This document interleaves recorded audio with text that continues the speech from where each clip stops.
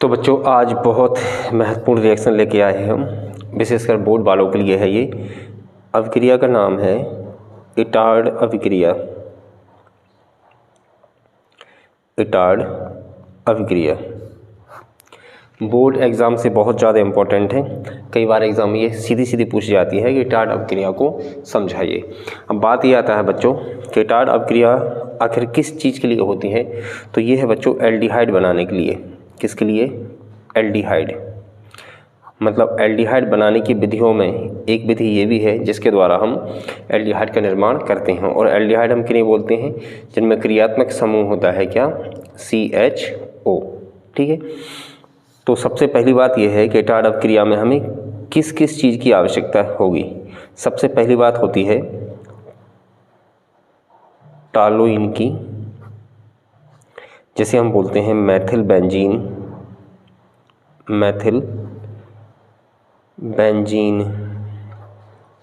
अब बेंजीन सभी जानते हैं। बेंजीन क्या होता है? हेक्सागोनल स्ट्रक्चर होता है, एरोमेटिक कंपाउंड है, रिंग लगी है और ऊपर क्या होता है? CH3। तो ये हमारा मेथिल बेंजीन। उसके बाद दूसरा चाहिए होता है हमें क्रियाकारक में क्रोमिल क्लोराइड।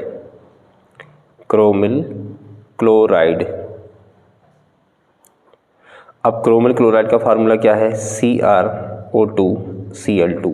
तो सबसे पहला चाहिए हमें टॉलुइन या मेथिल बेंजीन और दूसरा क्या चाहिए? Chromyl chloride. और किसके प्रेजेंस में रिएक्शन होती है ये? तो ये होती है CH2 मतलब कार्बन डाई सल्फाइड के प्रेजेंस में। तो जैसे ही ये दोनों क्रियाकारक जो है क्रिया करते हैं तो एक उत्पाद बनता है, क्रोमिल उत्पाद बनता है। और क्रोमिल जो योगात्मक उत्पाद बनता है उसका यदि पुनः हम जो है उसका यदि हम जल अपघटन करते हैं तो हमें जो है एल्डिहाइड प्राप्त हो जाता है।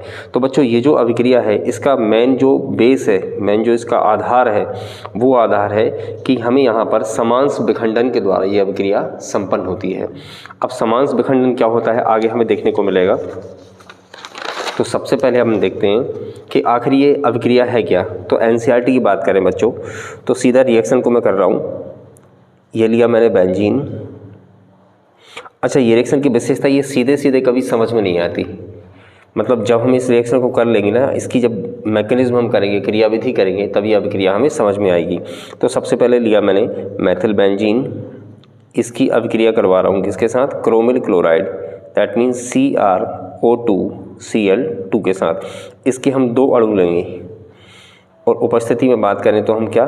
CH2 carbon die sulphide. तो यहाँ पर एक क्रोमिल योगात्मक उत्पाद बनेगा। अब वो जो क्रोमिल योगात्मक उत्पाद है वो क्या बनेगा?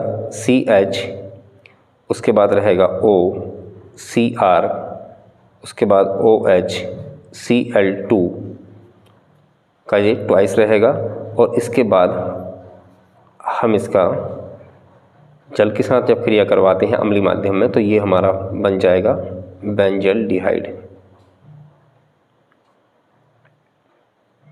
बेंजल्डिहाइड। अब ये सीधे हम रिएक्शन को देखते हैं तो ये रिएक्शन हमें सीधे समझ में नहीं आ रही है कि भाई कहाँ क्या हुआ, कब क्या बन गया है। ठीक है ना। तो जैसे बच्चों हम इसकी क्रियाविधि देखेंगे, मतलब जैसे आप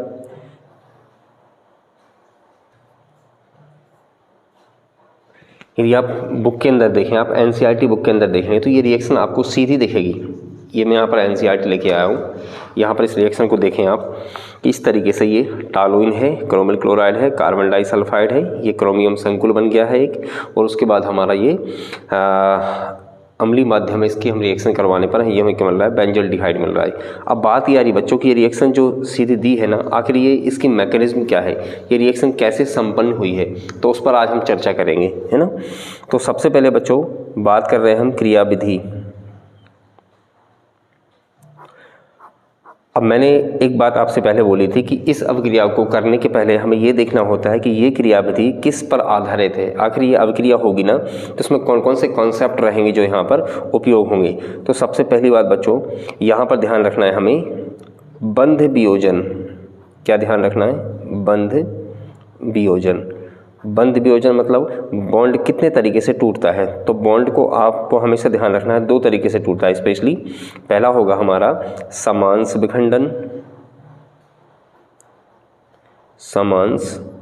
विखंडन और दूसरा होगा हमारा बिस्मांस विखंडन, बिस्मांस विखंडन, ठीक है ना। मतलब हम बॉन्ड डिसोसिएशन की बात करें तो ये आप बॉन्ड क्लीवेज की बात करें तो ये दो तरीके से टूटेगा, होमोलाइटिक क्लीवेज होगा और हेटेरोलाइटिक क्लीवेज होगा। अब होमोलाइटिक क्लीवेज में क्या होता है, यहाँ पर आपको पता होगा फ्री रेडिकल बनते हैं, मुक्त मूलक बनते हैं। दैट मीन्स हम ऐसा कह सकते हैं कि यहाँ पर जैसे में ए है और ये बी है, अब ए और बी के बीच में एक बॉन्ड है, मतलब ये आपको बॉन्ड दिख रहा है, ठीक है ना। जब ये बॉन्ड टूटेगा यहाँ से तो ये अपना इलेक्ट्रॉन लेके अलग हो जाएगा और ये अपना इलेक्ट्रॉन लेके अलग हो जाएगा, इसे बोलते हैं हम समांस विखंडन। तो समांस विखंडन में किसी प्रकार का कोई आवेश या चार्ज नहीं बनता है। अब बिस्मांस विखंडन की बात करें तो जैसे मान लो लिया मैंने ए और यहाँ पर क्या लिया है मैंने बी, ठीक है ना।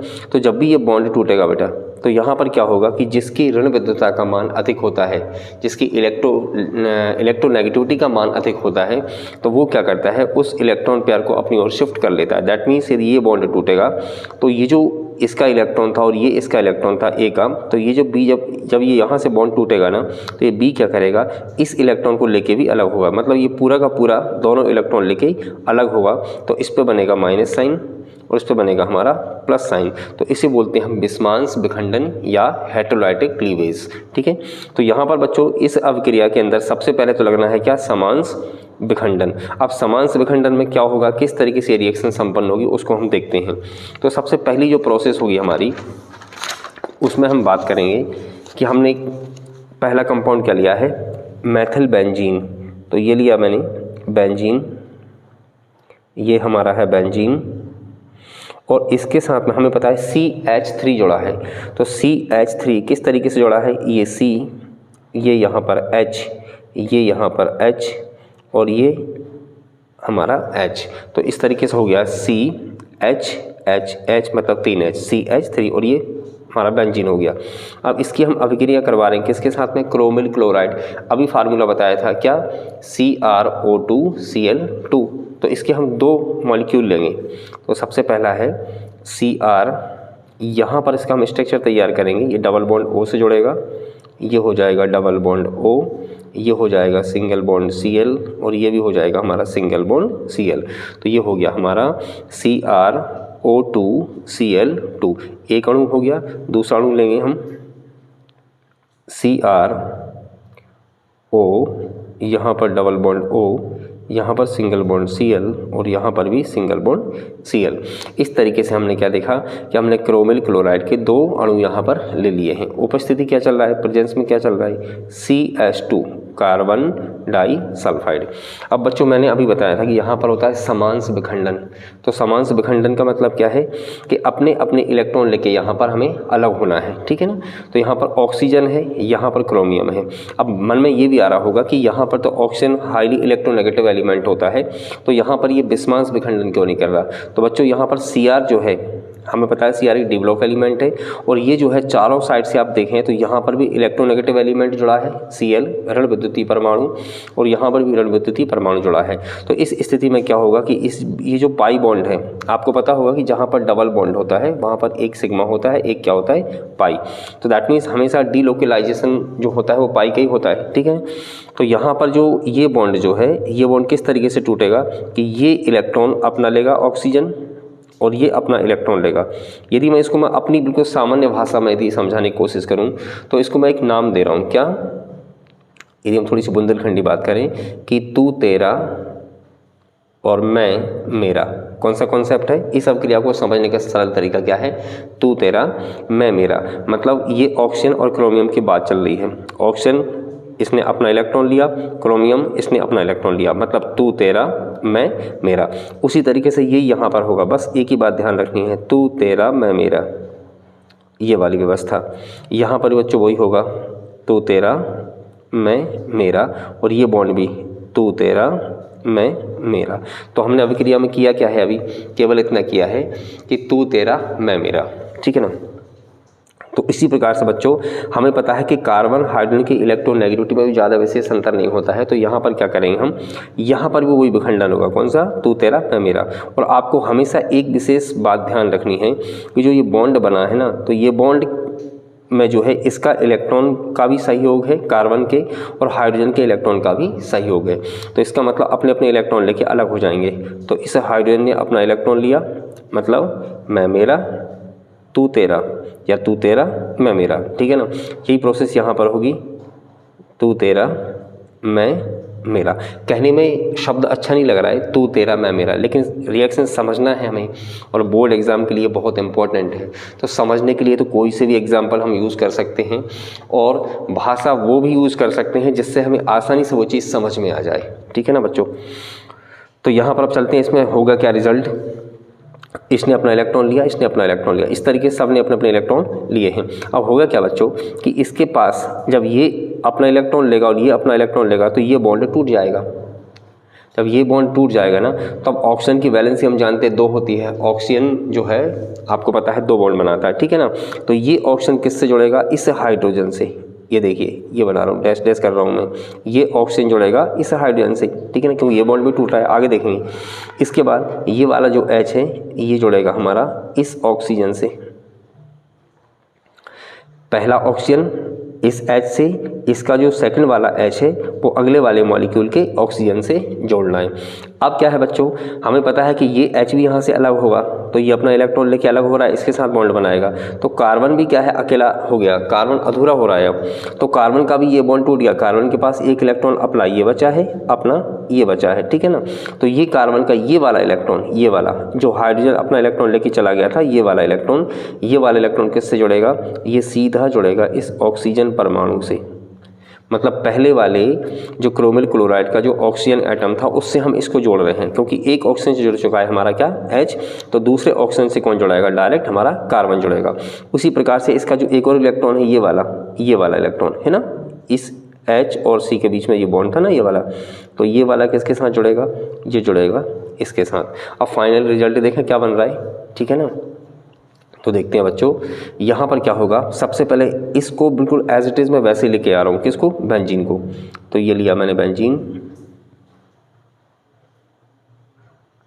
ये लिया बेंजीन। अब यहाँ पर ये C था, इसके साथ में यहाँ पर H था, क्योंकि इससे हम बिल्कुल भी नहीं बोले हैं, ठीक है ना। अब हुआ क्या बच्चों, ये देखिए, सबसे पहले ये C जो है किसके साथ जुड़ रहा है, इस O के साथ में। तो इस C के साथ में सीधा जोड़ रहा हूँ ये वाला O, कौन सा O, ये वाला O, ये C के साथ में ये वाला O। तो O के बाद क्या होगा, फिर ये Cr हो जाएगा। अब यहाँ पर भी क्या है, ये बॉन्ड एक सिंगल बचा हुआ है, तो O के बाद ये हो गया Cr। अब Cr के बाद ये O और ये H मिलके क्या बना रहा है, OH बना रहा है। और उसके बाद क्या है हमारे पास, Cl2 है। ये देखिए बिल्कुल सिंपल है। ऐसा लग रहा है ना खचपच टाइप का हो रहा है, खचपच से मतलब क्या है कि बहुत ज़्यादा लग रहा है, कंडेंस हो रहा है ये, ठीक है। बिल्कुल इत्मीनान से समझना है इसको, ठीक है ना। क्या हुआ, ये C इस O के साथ जुड़ा, तो ये C है, ठीक है ना। इस C के साथ मैंने ये O लिया। अब ये बॉन्ड तो वैसे ही ख़त्म हो गया था, तू तेरा मैं मेरा में, तो ये क्या बचा, सिंगल बॉन्ड, ये सिंगल बॉन्ड, ये O, ठीक है ना, ये वाला O के बाद क्या है Cr, ये Cr लिखा। उसके बाद ये O और ये H मिलके क्या बनाएंगे, OH, क्योंकि यहाँ से H अलग हो चुका है, तो ये बन गया OH, और इसके साथ क्या था, 2 Cl था, तो हो गया Cl2। बिल्कुल इसी प्रकार से क्या होगा, यहाँ पर होगा। चाहो तो आप इसकी ही कॉपी कर सकते हो यहाँ पर इस बॉन्ड लगा के, ठीक है ना। नहीं तो समझने के लिए वही बात है कि फिर से क्या होगा, ये C आएगा, C के साथ जुड़ेगा इस O के साथ, दैट मीन्स ये C जो हो गया ये वाला O के बाद सिंगल बॉन्ड, फिर क्या है हमारा ये Cr, क्योंकि ये भी सिंगल बॉन्ड बचा, ये हो गया Cr। उसके बाद क्या है, ये O और ये H क्या बन गया, OH, और ये हो जाएगा हमारा Cl2। तो यहाँ पर आपने देखा ना, तू तेरा मैं मेरा का मतलब क्या है, समान से विखंडन हुआ, ठीक है ना। अब इसके आगे चलते हैं, हम वाटर के प्रेजेंस में रिएक्शन करवाएंगे। तो सीधी सी बात है बेटा, वाटर क्या होता है, HOH HOH, तो हमें पता है H के पास प्लस चार्ज होगा और OH के पास क्या होगा, माइनस चार्ज होगा। अब क्या होगा बच्चों कि यहाँ पर ये ऑक्सीजन हमें पता है इस कार्बन से ज़्यादा ऋण विद्युतीय परमाणु है, ठीक है ना। तो अब क्या होगा कि ये ऑक्सीजन क्या करेगा, ये पूरा का पूरा बॉन्ड, मतलब ये बॉन्ड का मतलब क्या है, ये एक इलेक्ट्रॉन ये है, एक इलेक्ट्रॉन ये है, दैट मीन्स ये पूरा बॉन्ड अपने पास लेके जाएगा। अब इस पे बनेगा माइनस चार्ज, क्यों बनेगा, क्योंकि यदि ये अकेला इलेक्ट्रॉन लिया होता, जैसे यहाँ लिया था, तू तेरा मैं मेरा वाली बात। लेकिन यहाँ पर ये मैं मेरा वाला काम नहीं कर रहा है, ये क्या कर रहा है, ये इस इलेक्ट्रॉन को तो लेके जा ही रहा है अपने साथ, इस इलेक्ट्रॉन को लेके भी जा रहा है। तो इसका मतलब ये पूरा बॉन्ड खत्म हो रहा है यहाँ से। तो ये ऑक्सीजन अपना इलेक्ट्रॉन तो ले रहा है लेकिन सामने वाले का इलेक्ट्रॉन भी ले रहा है। सामने वाला मतलब कार्बन, तो कार्बन का इलेक्ट्रॉन भी ले रहा है। तो इस ऑक्सीजन पर कौन सा चार्ज आएगा, माइनस चार्ज। अब ये माइनस किस वजह से आया है, क्योंकि इस इलेक्ट्रॉन की वजह से। ये इलेक्ट्रॉन किसका था, इस कार्बन का था, ठीक है ना। चलते हैं आगे। अब बच्चों क्या होगा, जब ये बॉन्ड यहाँ से टूटेगा तो अब कार्बन के पास देखो आप, यदि इसको मैं हटा लेता हूँ यहाँ पर, ठीक है ना, इसको छिपा देता हूँ, तो इस कार्बन के पास देखते हैं कितने बॉन्ड बच रहे हैं, 1 2 और 3, जबकि कार्बन के कितने बॉन्ड होना चाहिए, 4 होना चाहिए। तो उस स्थिति में ये Cr बेचारा दया करेगा, किस पर दया करेगा, इस ऑक्सीजन के पास दया करेगा, इस कार्बन के साथ दया करेगा। वो क्या बोलेगा कि भाई ये जो बॉन्ड है ना, जिस बॉन्ड पे इसका भी हक था और इसका भी हक था, तो ये Cr क्या कहेगा कि मेरे इलेक्ट्रॉन भी लेके आप चले जाओ। तो यहाँ पर पूरा का पूरा बॉन्ड, ये पूरा का पूरा बॉन्ड कहाँ शिफ्ट होगा, यहाँ पर। तो इसमें एक इलेक्ट्रॉन तो था ऑक्सीजन का, लेकिन एक इलेक्ट्रॉन किसका था, क्रोमियम का। तो क्रोमियम ने अपना इलेक्ट्रॉन यहाँ पर दिया है, तो क्रोमियम पे कौन सा चार्ज आएगा, प्लस चार्ज आएगा। क्यों, क्योंकि देने वाला हमेशा धनी होता है और लेने वाला हमेशा ऋणी होता है, ठीक है ना। तो अब क्या हुआ बच्चों, अब आपको पता है कि जो प्लस वाला है वो माइनस पे अटैक करेगा और जो माइनस वाला है वो प्लस पे अटैक करेगा। दैट मीन्स ये H प्लस जाएगा और इस ऑक्सीजन पर अटैक करेगा, और ये OH माइनस जाएगा तो इस Cr पे अटैक करेगा। तो फाइनली प्रोडक्ट क्या बनेगा, देखते हैं आगे। ये तो सबसे पहले क्या हो रहा है बच्चों, ये मैंने फिर से बेंजीन लिया, बेंजीन बनाया। अब पहले हम क्या करते हैं, इस पूरे को अलग कर लेते हैं, ठीक है ना। तो Cr, ये Cr है, तो Cr के साथ क्या है, कौन जोड़ेगा, हमारा OH, तो ये हो जाएगा Cr। अब एक OH ये है और एक OH ये, कितना OH हो गया, 2 OH, दैट मीन्स OH का होल ट्वाइस हो गया ये, और क्या बचा हमारे पास, Cl2। ये निकल रहा है, मतलब माइनस में निकल रहा है ये, ठीक है ना। मतलब ये Cr के साथ कौन आया, OH, तो ये Cr हो गया और OH, एक OH ये हो गया और एक OH ये हो गया, कितना OH हो गया, 2, तो OH का ट्वाइस, और उसके बाद क्या हो गया, Cl2। सिमिलरली क्या होगा, यहाँ पर भी वही हो रहा है। अब ये O माइनस था, O माइनस पे कौन अटैक कर रहा है, ये H प्लस, ठीक है ना। तो ये H और O मिलकर क्या बनाएंगे, OH, और ये Cr, फिर से एक OH ये बन जाएगा, एक OH ये बन जाएगा, तो क्या हो जाएगा, CrOH का ट्वाइस Cl2। अब इसी को अपन एक साथ कैसे लिख सकते हैं, -2 लगा के, ठीक है ना। अब बचा क्या हमारे पास, क्या बचेगा, अब देखते हैं हम। ये हमारे पास है C, ये वाला C, यहाँ इसके साथ क्या है, ये H, ठीक है ना। अब ये बॉन्ड था हमारा O, ये वाला। अब ये बॉन्ड पूरा शिफ्ट यहाँ पर हुआ, ये तो बॉन्ड टूट गया है, क्यों, ऑक्सीजन लेके चला गया है, तो यहाँ पर क्या बन जाएगा, डबल बॉन्ड। तो ध्यान से देखें हम, तो ये बन गया CHO, और CHO क्या होता है बच्चों, एल्डिहाइड। तो इस अभिक्रिया में हमने देखा, और किसके साथ एल्डिहाइड है, बेंजीन के साथ में, तो इसका नाम क्या पड़ेगा, बेंजल्डिहाइड, ठीक है ना, बेंजल्डिहाइड। तो इटार्ड अभिक्रिया में हमने ये देखा कि इटार्ड अभिक्रिया द्वारा जो है हम किसका निर्माण करते हैं, एल्डिहाइड का निर्माण करते हैं।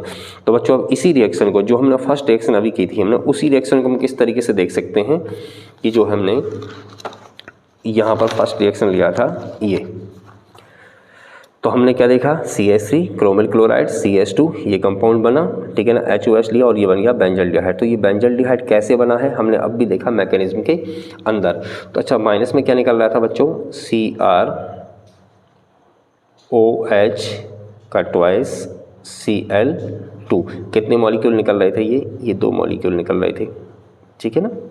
तो इस तरीके से हम देख सकते हैं, एक बार चाहे तो चेक कर लें कि क्या निकल रहा है, CrOH2 Cl2, CrOH2 Cl2, कितने मॉलिक्यूल हैं ये, एक मॉलिक्यूल ये है और एक मॉलिक्यूल ये है, मतलब ये 2 मॉलिक्यूल हमारे निकल रहे हैं। तो इस तरीके से बच्चों हमने देखा कि जो हमारी इटार्ड अभिक्रिया है उसमें हम किस तरीके से मैथिल बेंजीन और क्रोमिल क्लोराइड की अभिक्रिया से CH2 के प्रेजेंस में एक क्रोमिल उत्पाद बना देते हैं, और उसके बाद जिसका हम जो है जल अपघटन कराने पर हम बेंजल्डिहाइड हमें मिल जाता है। तो डेफिनेशन की बात करें या परिभाषा की बात करें बच्चों, तो परिभाषा बिल्कुल जो इसमें हो रहा है बस वो हमें बोलना होता है। क्या बोलेंगे, मैथिल बेंजीन की अभिक्रिया, इसे हम क्या बोलेंगे, मैथिल, CH3 को बोलते हैं मैथिल, इसको बोलेंगे बेंजीन, तो नाम क्या हो जाएगा, मैथिल बेंजीन।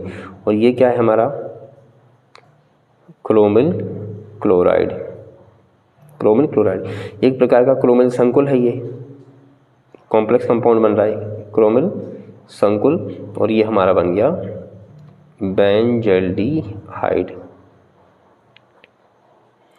तो डेफिनेशन क्या होगी, परिभाषा क्या होगी कि मैथिल बेंजीन की अभिक्रिया क्रोमिल क्लोराइड के साथ, कभी भी ध्यान रखें आप, तीर के इस साइड मतलब एरो के इस साइड जो है, जो भी हमारा हो रहा है क्रियाकारक है सब, तो इसकी अभिक्रिया इसके साथ ऐसे करके बोलना होता है कि इसकी अभिक्रिया इसके साथ इसकी उपस्थिति में करने पर ये प्राप्त होता है। फिर आगे जो भी हम रिएक्शन करा रहे हैं तो फिर ये मिल रहा है हमें। तो मैथिल बेंजीन की अभिक्रिया क्रोमिल क्लोराइड के साथ CH2 की उपस्थिति में कराने पर क्रोमिल संकुल प्राप्त होता है, जिसका जल अपघटन कराने पर हमें बेंजल्डिहाइड प्राप्त हो जाता है। इस अभिक्रिया को हम क्या बोलते हैं बच्चों, एटार्ड अभिक्रिया कहते हैं। ठीक है ना। तो ये बच्चों हमारी बहुत इंपॉर्टेंट है, मतलब ये बोर्ड एग्जाम से तो बहुत ज़्यादा इंपॉर्टेंट है बच्चों। कई बार ये सीधे सीधे एग्जाम में पूछी जाती है कि एटार्ड अभिक्रिया को आप समझाइए। तो मिलते हैं किसी अच्छी अभिक्रिया के साथ, अच्छी से मतलब ऐसी अभिक्रियाओं के साथ जो बहुत ज़्यादा एग्जाम में उसे इंपॉर्टेंट होंगी। मिलते हैं बच्चों अगली क्लास के अंदर।